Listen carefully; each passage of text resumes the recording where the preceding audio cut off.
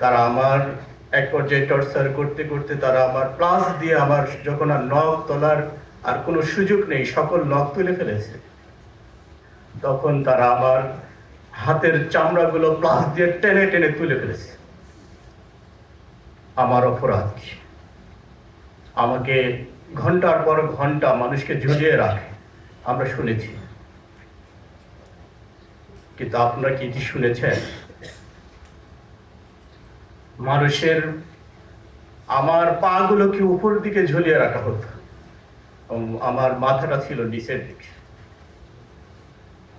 আমি এমন অনেক সময় কয়েক ঘন্টা যাওয়ার পরে এমন মনে হতো যে আমার এই মুখগুলোকে হাসড়িয়ে হাসড়িয়ে আমার রক্ত এবং পানিগুলোকে একটু কমিয়ে ফেলি, আমার শরীরটা একটু মানে স্বস্তি পায়।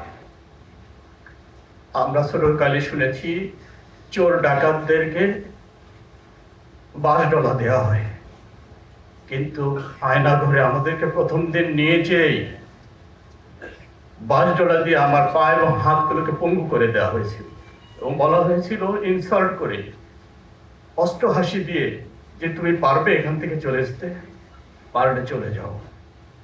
কতটা নিষ্ঠুর হতে পারে না।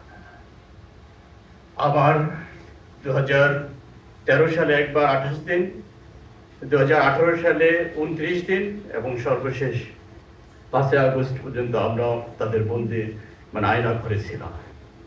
শুধু এটি আমার পরে যে নির্যাতন চালানো হয়েছে বিষয়টি এরকম নয়।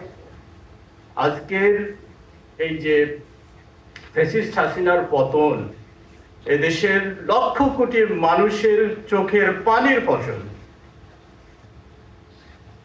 তারা আমাদেরকে হত্যা করার জন্য চলন্ত গাড়িতেও ট্রাকের সামনে চোখ বেঁধে হ্যান্ডকাফ করা অবস্থায় ধাক্কা মেরে ফেলে দিয়েছিল।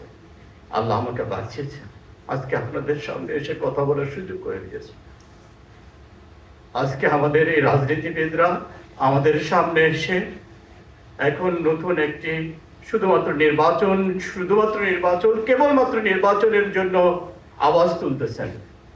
কিন্তু আমরা যদি বাংলাদেশে নতুন বাংলাদেশ যে রক্তের বিনিময়ে পেয়েছি, সেই শহীদ আবু সাইদ এবং মুগ্ধ এই যে 2000-এর মতো শহীদদেরকে যদি আমরা জানতে পারতাম তাদের রক্ত দেওয়ার কি কারণ, তারা কি সেই বাংলাদেশ ছিল শুধুমাত্র একটি নির্বাচনের জন্য এই বাংলাদেশ?